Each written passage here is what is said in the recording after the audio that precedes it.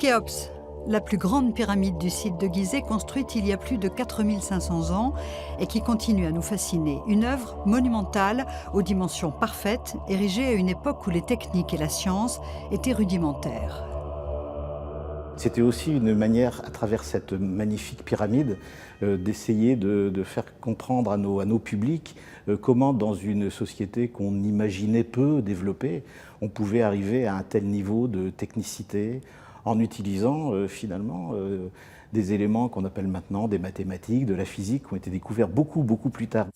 Comment, par exemple, transporter les 2,3 millions de blocs de pierre depuis Assouan jusqu'à Gizeh, des blocs de plus de 2 tonnes chacun, amenés par bateau sur le Nil. On s'aperçoit que quand on plonge une masse, un objet dans l'eau, on déplace une certaine masse d'eau. C'est ce qui vient de se produire ici.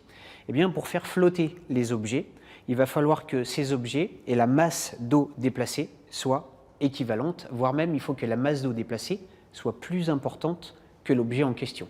Sauf qu'il faudra attendre Archimède en 287 avant Jésus-Christ pour comprendre ce phénomène de poussée.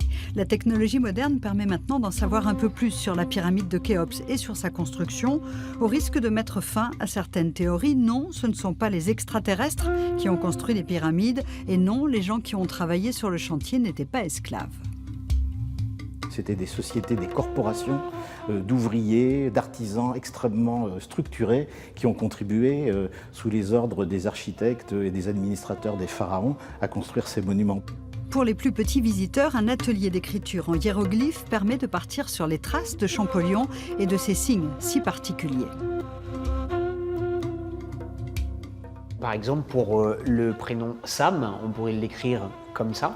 Alors là, on sait qu'on le lit de ce côté-là parce que l'oiseau ici et la chouette ici regardent dans ce sens-là, ce qui signifie que le début de la phrase se situe sur la gauche.